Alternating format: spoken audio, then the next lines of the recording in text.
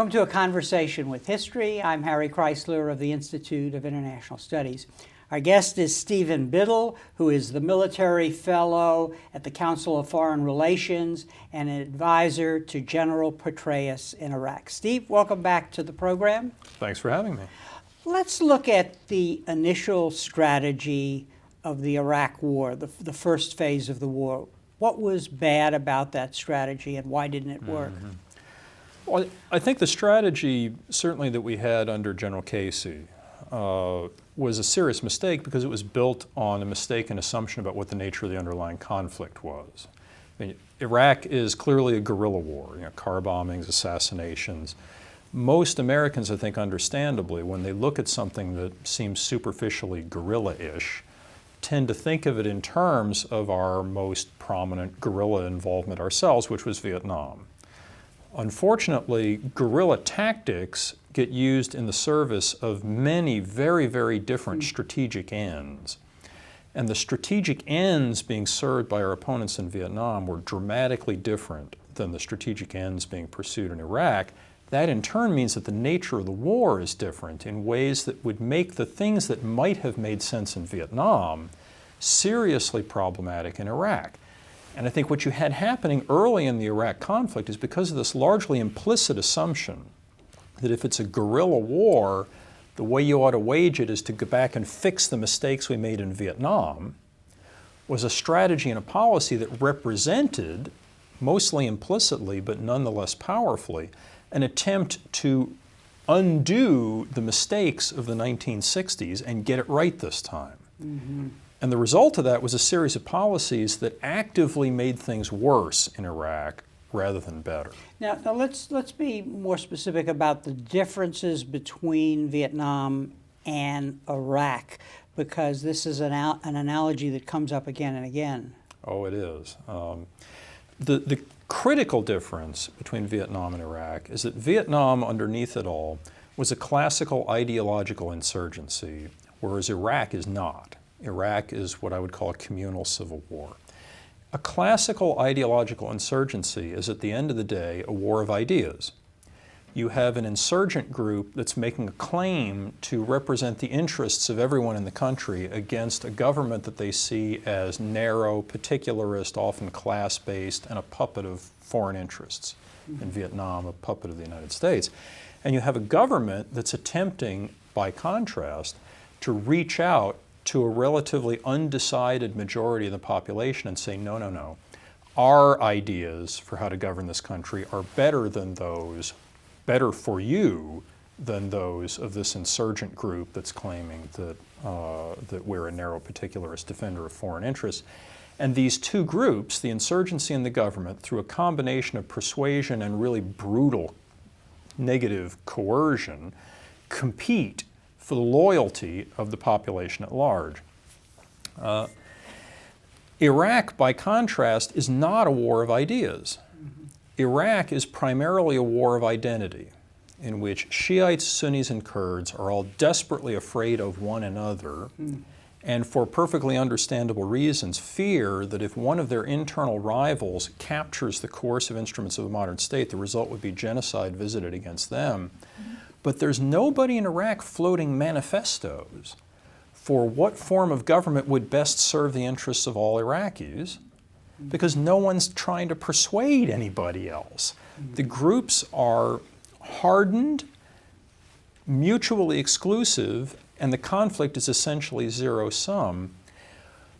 What this means, however, is that in a classical ideological insurgency, because at the end of the day it's a war of ideas, you can in principle change people's ideas, persuade people to side with you rather than the other side, and win by drying up the opponent's support base and causing the opposing effort to just wither on the vine and blow away. You can't change people's identity the way you can change their ideas. Strategies designed to win hearts and minds in a classical insurgency, a la Vietnam, make no sense in a communal civil war of identity in which people's ideas and their hearts and minds, if you like, aren't really up for grabs. And when you look in particular at the kinds of strategies that we tried to adopt by the early 1970s, late 1960s in Vietnam to win hearts and minds, the standard kind of three-part ideological counterinsurgency cookbook is either irrelevant or actively harmful if you then misapply it in a context of communal civil war as opposed to classical ideological counterinsurgency. So what sorts of things was Casey and the previous command trying to do in Iraq that, because of this mistaken perception of what the situation was on the ground? Well, I think if you look at the big three elements of U.S. strategy under Casey, what you'll find is something that would have made a great deal of sense in Vietnam, but was poorly suited to Iraq. So, for example, the three pillars of U.S. strategy under Casey were, first of all, political reform, centrally in the form of democratization, early elections. And at the central level. Yeah. Well, at the central level, but with aspirations to extend it down to the local level as quickly as possible. And it's a great idea if it's a classical ideological counterinsurgency. It takes the wind out of the insurgent sails, defeats their argument that the government is illegitimate and unrepresentative. You put that same policy, though, into a communal civil war of identity, especially early on when subnational sectarian and ethnic identities are just beginning to take shape.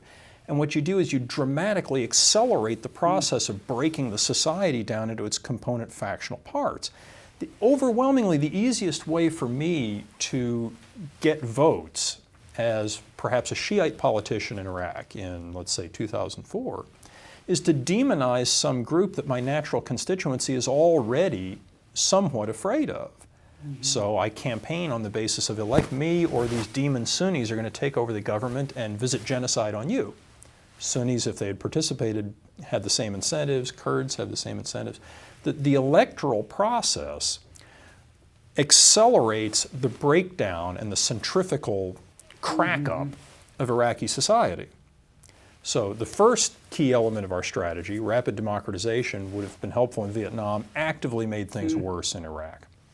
Second key element was economic reform, development aid to try and facilitate economic growth in Iraq. Again, it's a great idea in a classical ideological insurgency. It gives everyone a stake in the success of the government. It tends to take the wind out of the sails of the insurgents' argument that the government is out to impoverish the average member of the public. In a situation of communal civil war, it's still a good thing to do for a variety of reasons, most of them normative, actually. I just think morally it's the right thing for us to try and repair as much of this economy and society as we can. But it's very unlikely to get you much traction in terms of actually resolving the conflict. I mean, at the end of the day, the primary underlying driver of conflict in Iraq is extraordinary levels of fear. These communities are desperately scared of mass violence at the hands of the other. Given that, let's look at how things look from the standpoint of 18-year-old Shiite in Sadr City, for example. You know, the Americans are coming to me and they're saying, we want you to make nice with these Sunnis and engage in some sort of power-sharing political compromise deal. And in exchange for that, we will repair the local clinic, or we'll clean up the garbage, or we'll reduce the sewage problem, we'll keep the electricity on for a little longer. If I do these things that the Americans want, and I let these Sunnis into the government, the odds are very good, I think, that in a year or two, when they capture the rest of it, they're going to take me and everyone else I know, line me up in front of a brick wall and shoot me. In exchange for that, the Americans will build the clinic and keep the electricity on longer. I mean, the scale, the scope, the gravity of the stakes here are just wildly incommensurate. When people are worried about mass violence, promises of economic redevelopment are just going to pale into insignificance. So with respect to the economic leg of this three-legged strategic stool, it's probably a good idea, it's just not likely to get you very far. The real problem is the third leg of the three-legged strategic stool of the Casey years and before, which is the security dimension. The primary goal of U.S. security policy in Iraq under Casey and before was to rapidly build up an indigenous Iraqi security force to whom we could hand off the fighting and allow us to go home. Once again, in a classical ideological insurgency, it's a great idea. The locals are the ones who have the biggest stake in the fight, after all. They're willing to put out levels of effort that would keep a large military force in the field for a long period of time in ways that we probably would not be. It puts savvy locals on the street as opposed to clueless foreigners who don't speak the language and can't communicate with the people on the street corner. Great idea if it's a classical ideological insurgency. In the context of a communal civil war over identity, it's like throwing gasoline on the fire. We think when we build up the Iraqi government security forces that we're building up a disinterested nationalist institution that can defend all Iraqis alike. What Iraqi Sunnis have thought when we built up the Iraqi security forces is that we were building up a Shiite sectarian militia on steroids. Sunnis, especially through the Casey years, believed that the government had been captured by their Shiite sectarian rivals, and they believed that the security instruments of that captured government were therefore tools of their Shiite rivals. In a war that they thought was literally over life, death, genocide, and survival, the stronger we built up their sectarian internal rivals, in their eyes, the more they dug in their heels and the harder they fought back. Because how could they do otherwise? I mean, they can't very well say, okay, do with us as you will. They think that means genocide. So by trying to build up an indigenous Iraqi security force to whom we could hand off the fighting, we ended up making the fighting worse, not better, and making the stakes for the Sunni side in particular higher, not lower. So all of this taken together, I think, actively tended to make things worse. We have a new commander now, General Petraeus, who seems to be turning around some aspects of the set of problems we have there. I'm curious, I want to talk a little about him and what he's trying to do there. Before we do that, how would you compare him with Casey as a military leader? What are the, is it a generational difference or what that has allowed for a change in the perception? Well, I think there's a collection of things taken together. In part, Petraeus has the advantage of coming later. Mm-hmm. So by the time Petraeus took command, it had been pretty well understood by everyone, including Casey, that the strategy we had in place was failing. So Petraeus knew he wasn't, that's clearly a bad idea. Whatever else you do, don't try that. Mm-hmm. So he had the advantage of hindsight in that sense. I think Petraeus is also an unusually thoughtful, tweedy, intellectual style of general officer. I mean, he's not typical of the general officer corps in any of the American military services. And I think in a situation where getting the war right conceptually, understanding the nature of the conflict is an absolutely important first step for developing a sound strategy, having an unusually thoughtful, unusually intellectual officer in charge, I think is a good thing. Now you were an advisor to Petraeus, and you're one of a group that he has drawn on to rethink. Talk us to rethink our strategy there. Talk a little about that process, how it came about, and how you think it's contributing to a change in thinking. Well, I was a member of a roughly 20-person team of PhDs and senior military officers who General Petraeus convened in Baghdad last spring, March and April of 2007, to assess the current joint campaign plan for the waging of the war, assess the situation, figure out what was going well, what was going badly, what should change, what should stay the same. The group was brought together for about 5 weeks. We spent some time initially traveling around the country doing fact-finding, and then we were essentially locked into a couple of rooms in the embassy annex and told to come up with an analysis. So you took 20 very strong-willed, fairly senior people and told them to butt heads and come up with some understanding of the situation. which would then inform General Petraeus' development of the new joint campaign plan, which was then formalized in midsummer. I had not actually expected to be asked to do this. I had been told by friends on General Petraeus' staff that my name had been forwarded for his consideration as a potential member of this advisory group. But I knew that Petraeus had read my foreign affairs article on Iraq and didn't like it. Which raised this communal argument, basically, about the nature of the conflict. That's right. It essentially made the argument I just made about the problems with prior strategy and the kinds of direction that strategy should take as a result. And my experience of Army general officers has been that, by and large, you don't increase your odds of being asked to give them advice by being known as having disagreed with them in the past. So I thought it was nice that my name had been forwarded, but I didn't cancel any meetings, I didn't get any shots, I didn't check any life insurance policies. I thought the odds of being asked to do this were very, very low. I was quite astonished then when, in fact, I got an email from him asking me to serve on this group.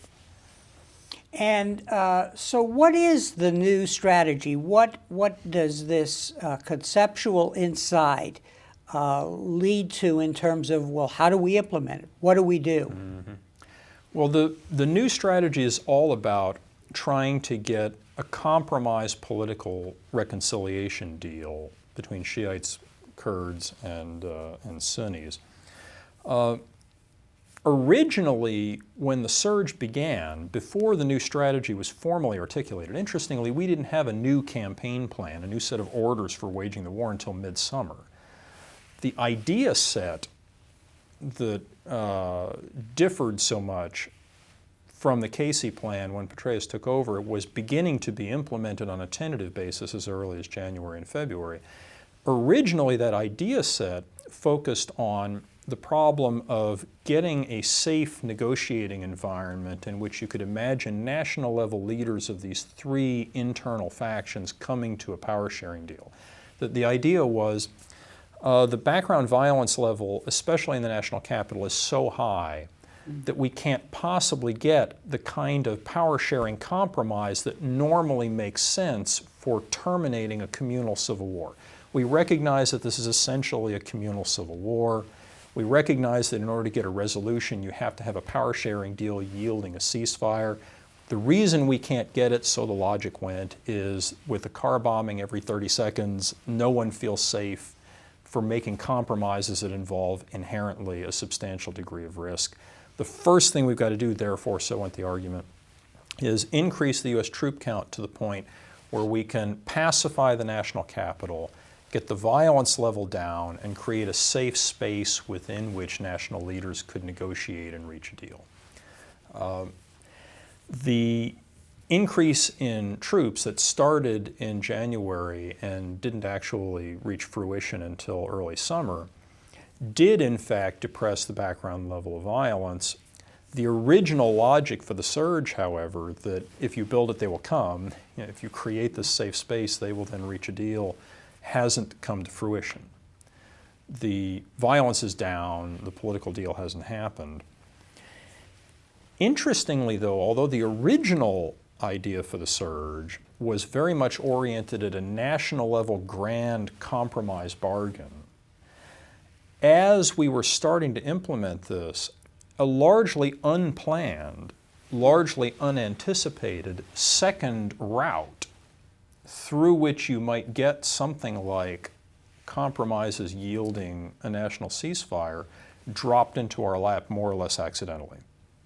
And the group that I was part of in the spring saw the beginnings of this and put a great deal of emphasis on furthering and accelerating it. The result was what has now sometimes been referred to as the bottom-up, as opposed to the original top-down approach to reconciliation. And here we're talking about for example, the arming of the Sunni tribes, which has helped create security in those areas where they're implementing self-governance in a way. Well, intuitively, that's right. We haven't actually had to arm any of them yet. I mean, interestingly enough, in Iraq, there are so many arms around that that's not something they need from us. But the basic idea is to build on the Anbar Awakening, as it's sometimes called, this changing of sides by a series of Sunni tribal sheikhs in Anbar province, beginning actually before Petraeus took over, but accelerating dramatically through the course of the winter in 2007, in which they agreed to stop shooting at us and the government of Iraq and turn their arms instead on al-Qaeda in Iraq, their erstwhile Sunni allies. And in exchange for an agreement to do that, we would recognize them as the primary local security providers in their neighborhoods. We would give them uniforms, other equipment, instruction as necessary, and we would provide the firepower to back them up in their fight against al-Qaeda in Iraq. When one looks at the big picture here over time and even into the present period, there seems to be a disjunction between what we might call the military components of strategy and the political components of strategy. And here I have in mind that our grand strategy in Iraq was democratization, and you've just indicated why it wouldn't work. On the military side, especially under Secretary Rumsfeld, was an emphasis on what technology can do, what a few troops could do in defeating the enemy. Now, your scholarship has actually, in your book on military victory, has pointed the way in helping us understand why the technology fix doesn't really work and it's not actually happening. Talk a little about that, because this disjunction between political and military occurs, it seems to me, at the strategic level and at the tactical level. One of the various features of the technology-oriented revolution in military affairs argument that was so popular for the last generation and that the Rumsfeld Defense Department was so fixated on is that if we somehow developed new technologies that would allow us to find any target anywhere and kill any target anywhere, that would translate in a simple, unproblematic way to securing American interests in the world.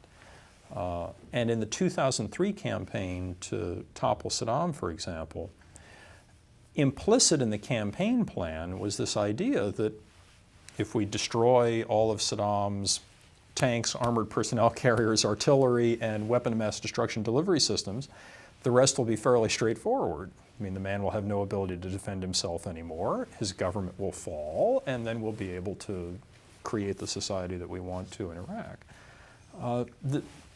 This tremendous interest in and emphasis on the potential of new technology had a tendency then to focus attention on the things that technology can do, which at the end of the day, in terms of the hierarchy of military objectives, are primarily tactical in nature. Destroying things, breaking military organizations, maybe even taking and holding ground under the right circumstances. Says very, very little, though, about how do you go about getting a new form of political organization in Iraq that serves American and Iraqi interests as opposed to Ba'athist particularist interests. We did a good job of removing the Iraqi military from the field in 2003. The technology was helpful in doing that. It said very little about what happens next. And what happens next involves a variety of things that technology has very little ability to influence. And in particular, there's very little that American technology could do that could, for instance, reassure non-Ba'athist Sunnis that a Shiite government wasn't going to result in mass violence against them, or reassure Iraqi Kurds that a government dominated by Shiites at the end of the day would respect their desire for autonomy and self-government in the north. These kinds of conflicting political interests were not the sorts of things that a putative revolution in sensing and precision strike technology could help you very much with. Because we were so focused on what technology was doing to warfare, it contributed to an inattentiveness to the ultimate political goal of the campaign in the first place, which was to create a different Iraqi society than existed before. So this problem, namely, okay, you knock the dictator off, you win the first phase, requires for its ultimate success in a way to address the second phase, which is really stabilization and making sure that the political future that you envision is possible. Now, a key element seems to be having enough troops to do that, to at least make that transition before you actually move into reconstruction. In your book, as I recall, you argued that there tended to be, on the part of those who embrace technology, realization of, on the one hand, the need for personnel on the side with the technology, but also the need to respond to the other side as it confronts the technology that the adversary has. Well, and one of the great challenges for advocates of this kind of technological revolution is you've only got so much money to spend. And people, troop strength, infantry strength on the ground is tremendously expensive. I mean, not only do salaries cost a lot, but equipping them costs a lot, housing them costs a lot, training them costs a lot, exercising them costs a lot, and boy, their retirement and health care is tremendously expensive. So if you really believe that technology has radically changed the nature of warfare, the last thing you want is a huge investment in all this sunset legacy, labor-intensive ground force strength, because it just eats up the resources you need to transform the nature of our sensing and precision strike technology. So the Rumsfeld Defense Department was actively trying to shrink the Army and the Marine Corps in ways that, sure enough, would enable them to buy more of the technology, but would create big problems in terms of the larger objective of the war effort in the first place. The military force is an instrument to political ends. I mean, the goal in Iraq was to create a different political structure there. It wasn't to destroy X number of T-72s and BMP armored personnel carriers. Not having enough ground force troop strength made it very, very difficult, once we had done the easy job of destroying Saddam's military, to reassure all of Iraq's internal communities that they weren't going to be the subject of mass violence at the hands of their internal rivals. Because what we did was to create a security vacuum and not fill it with anything, because we simply didn't have the troop strength in country to provide that alternative source of local street-level security that would lead people to say, yeah, I don't trust those Sunnis, but I'm not desperately afraid of them because there's an American platoon that I see coming through the neighborhood every day, and I trust that they're not going to line me up in front of a brick wall and shoot me. Therefore, I can be tolerant of Sunni involvement, for example, in the government. I can be tolerant of the construction of a non-sectarian society because there's somebody here who's going to protect me against people I don't trust. That's labor intensive. That kind of security provision requires visible presence by people walking on the street. And we just didn't have enough of that in 2003 to establish that kind of confidence. What does a military look like that prepares for a future situation like we've just encountered for Iraq? We have to defeat the leader, the despot, the tyrant, whoever. We have to transition. But then what are the kinds of functions that are then required if we've ensured security? And is the military the best organization to do that? Well, let me present what I think is the emerging conventional wisdom on that view, and then I may challenge it a bit. The emerging conventional wisdom on that is destroying the opponent's military has become so easy for a high-tech force like ours that it can be subcontracted out to the Air Force. You know, so that job can be handled by a relatively small number of very high technology standoff precision wielders, typically from the air.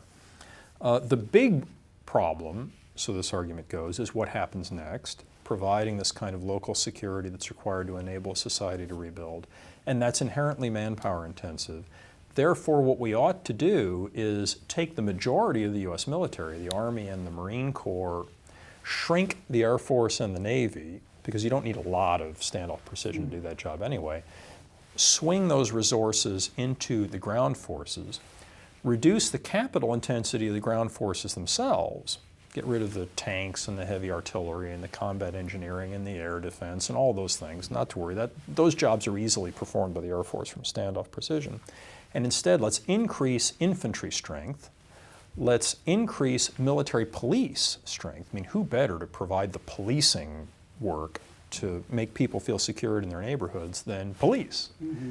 If it's going to be U.S. deployment into a foreign land, it'll probably be military police, but ideally you'd want police to do that. So you'd want more infantry, more military police, more civil affairs officers, Army officers who know how to keep an electrical power grid running, who know how to run a municipal government, who know how to make sure that the garbage gets collected and the streets stay clean. So we want lots of civil affairs capability. You want lots of special forces who have intensive training in local culture, local language, local social organization in forms of the world where we may have to do this, and can act as go-betweens to communicate with local leaders in ways that will enable this large infantry, military, police, and civil affairs force to function effectively. And last but not least, you would want to have equipment for these kinds of large troop count, generally speaking, labor and not capital intensive forces that will at least enable them to travel around at relatively modest risk to the kinds of unsophisticated, low-tech insurgent opposition that they're likely to encounter in these kinds of missions. So instead of these Abrams tanks and Bradley infantry fighting vehicles that we're going to cash in because they're too expensive and suited only to a form of warfare that we're handing off to the Air Force, we instead want some form of wheeled, lightly armored vehicle that's oriented towards protecting its occupants against mines, improvised explosive devices, the kinds of leave behind, stay behind, safe but unsophisticated military capabilities that you would expect insurgents and criminals to wield against this kind of force. So there's a lot of interest in re-equipping the Army and the Marine Corps with, for example, things like the MRAP, or the mine-resistant armor-protected vehicle that's now coming into service in Iraq. If you do all of those things, though, you end up with a very, very different military than today's. And a very expensive military? Is it more expensive? Yeah. Yes, tremendously expensive. Because not just do you have more people, and people are expensive, but you're going to re-equip all those people. I mean, the bill for buying new fighting vehicles for this larger ground force is staggeringly large. So that there's a huge cost associated with the kind of transformation that would be involved in carrying out this agenda. So would the two arms of the military be able to live together as one force transition to the other one? Well, there are a whole collection of institutional and organizational challenges in doing this. Nobody in the military wants to be considered a second-class citizen or to be in a unit that's considered old-fashioned and out of date, because it's not considered career-enhancing to be a brigade commander of a sunset brigade that no one would ever actually use because it's old-fashioned. So as you go through this transformation, if you pursue it, you need to make sure that you don't create the military equivalent of ghettos. Mm-hmm. You don't want to retain a couple of old-fashioned brigades or divisions to handle unfashionable missions while the rest of the Army transitions into this new counterinsurgency force, because everyone's afraid that all the talented officers will gravitate to the counterinsurgency force. No one will be left to put talented leadership in the other units, and you'll end up with this caste system developing in the military. So there are a variety of challenges associated with transforming in a way that keeps everyone moving forward and keeps the talent uniformly spread across the organization. There are also difficulties in keeping the kind of tight inter-service relationships that we've developed recently in the American military, in which the Air Force supports the Army in a seamless, efficient, responsive way, as you change the nature of the organizations that are being supported, and you change their mission and emphasis and focus away from the kind of war that the Air Force focuses on and toward the kind of counterinsurgency and nation-building effort to which the Air Force has a harder time contributing. You don't want to create services whose view of the world and mission orientation and value structure becomes so different that they can't interact very effectively when they do find themselves fighting state militaries.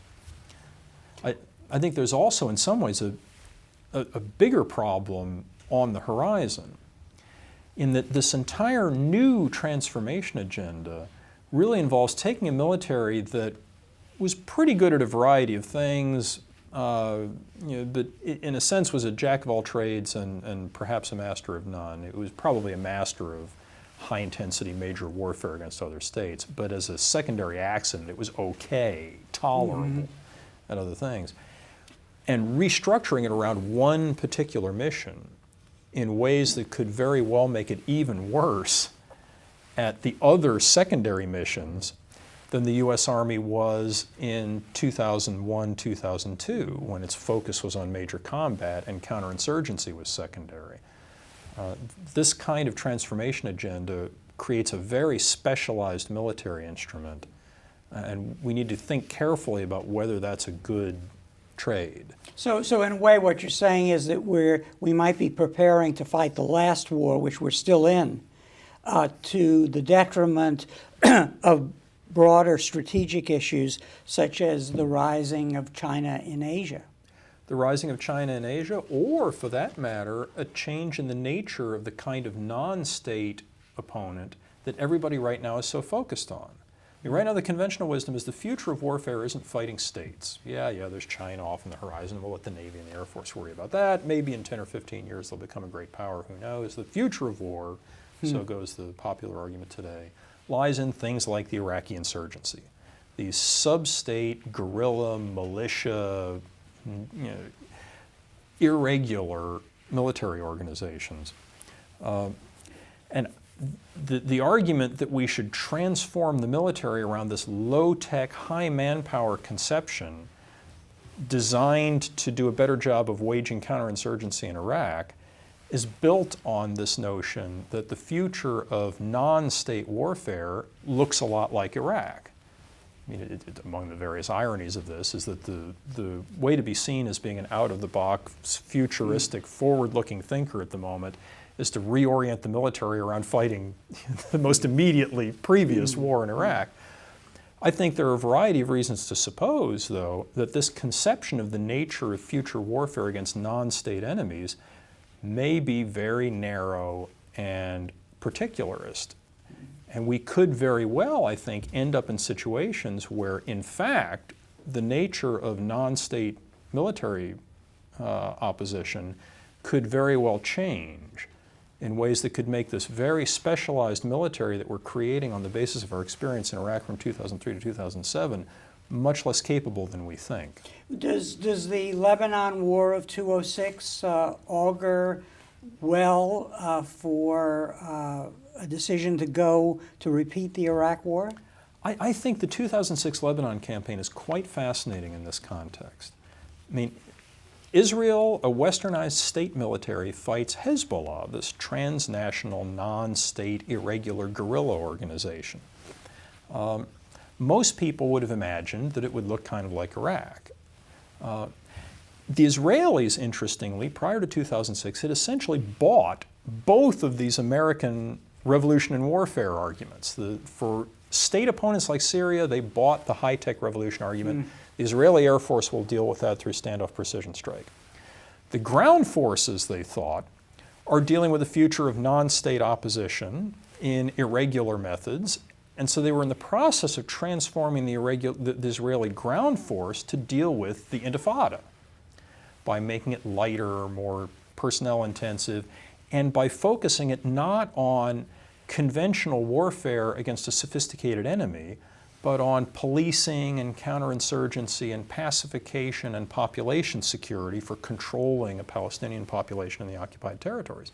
And especially, they had already changed the training syllabus of the Israeli ground forces to emphasize skills necessary for the Intifada and de-emphasize traditional warfighting, combined arms techniques.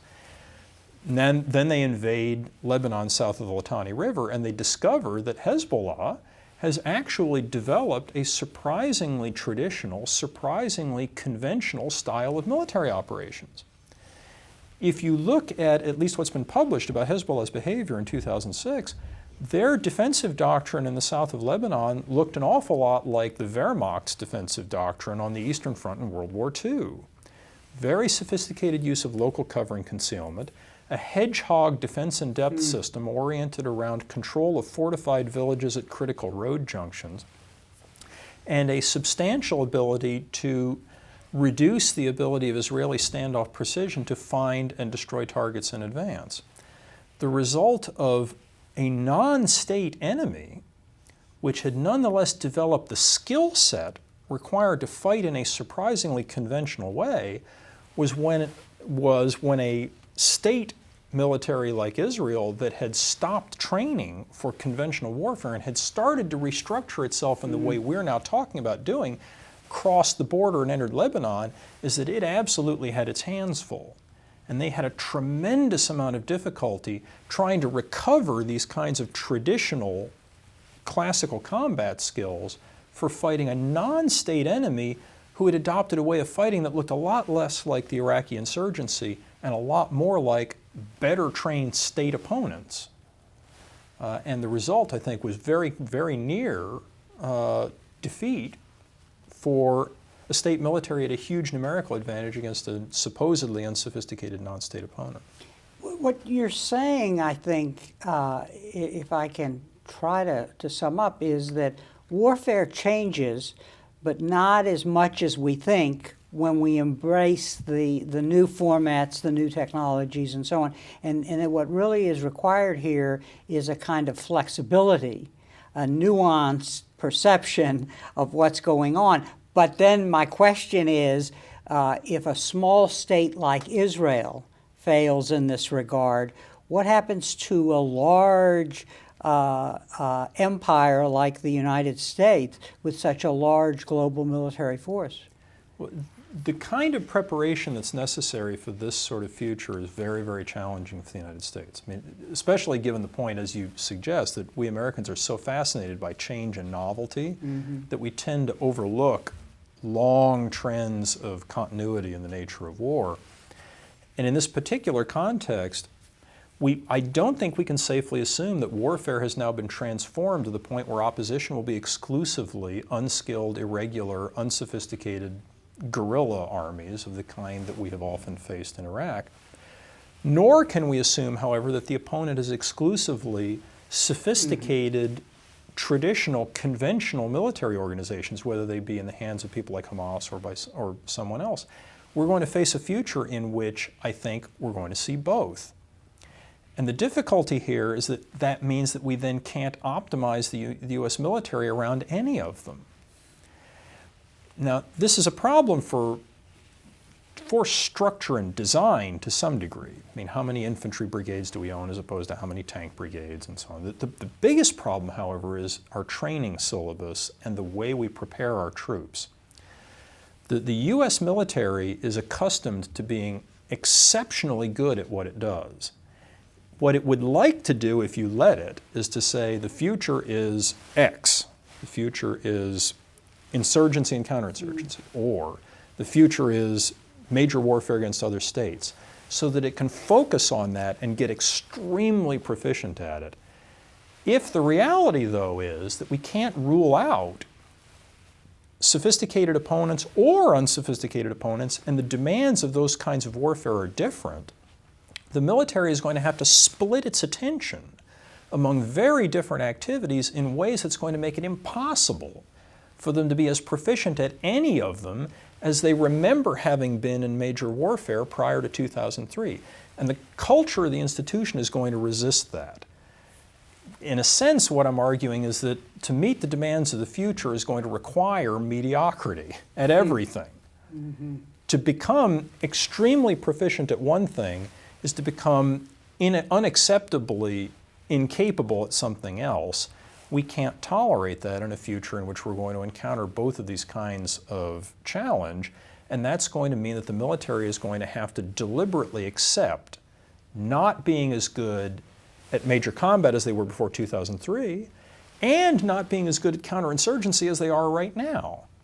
They're going to have to tolerate being okay, but not as good as the officers know that they could be at everything all at once. And that's going to be a very, very hard thing culturally and institutionally for the U.S. military. If you were advising a presidential candidate or a future president, what is the nature of the political problem that what you've just said poses? Because there are going to be real challenges in following through on your insight and making it happen. There are. And I think for a presidential candidate, the first order of business in this is to repair the nature of civil-military relations in the United States. We're at a very problematic moment in the relationship between political authorities and the military as an institution as a result of the frictions of first the Clinton years, in which the military was so distrustful of the values and directions and goals of the civilian government that it fought back in ways that bordered on the insubordinate.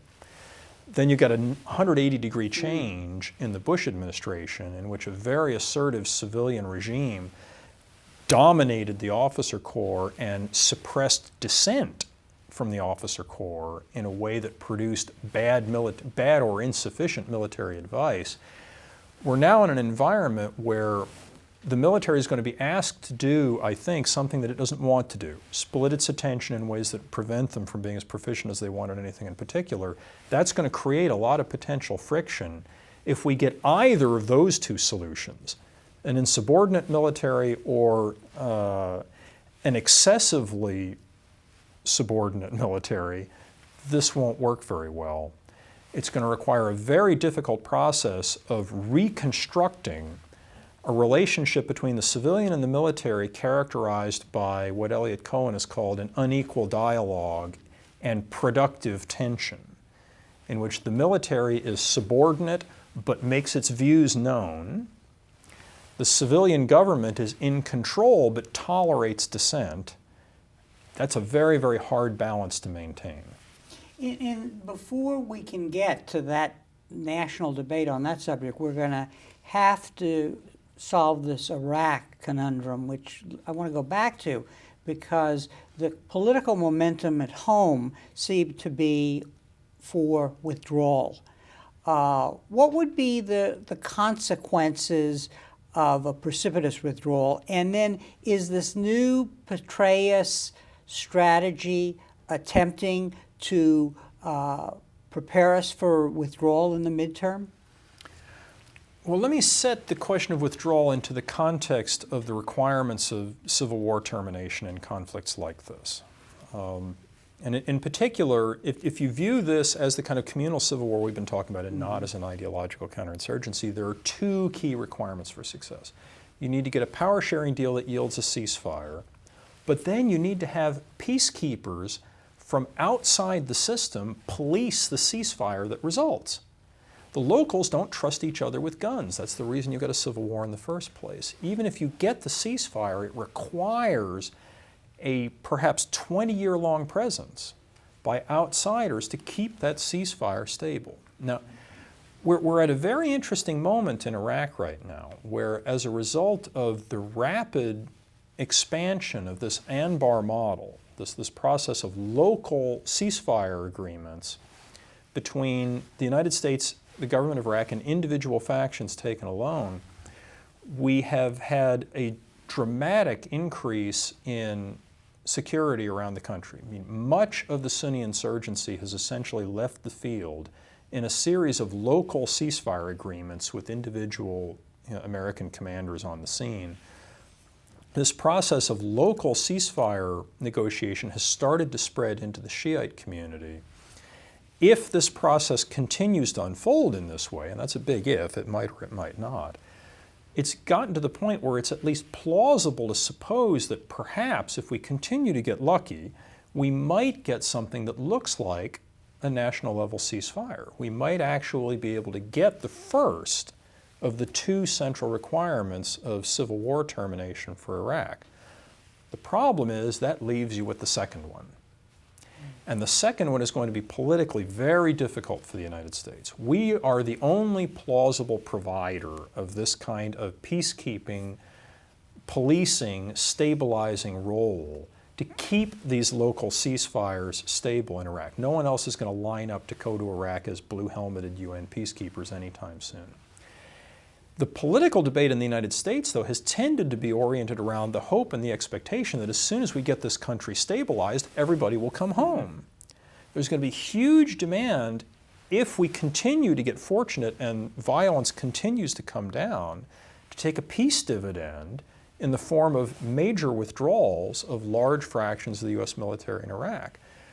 If we're not very, very careful, we could easily end up in a situation in which we hit the lottery and got tremendously fortunate and got the ceasefire that was the first of the two requirements of civil war termination, and then too rapidly withdrew the stabilizing forces that classically are necessary to keep these ceasefires stable, and lost what was gained.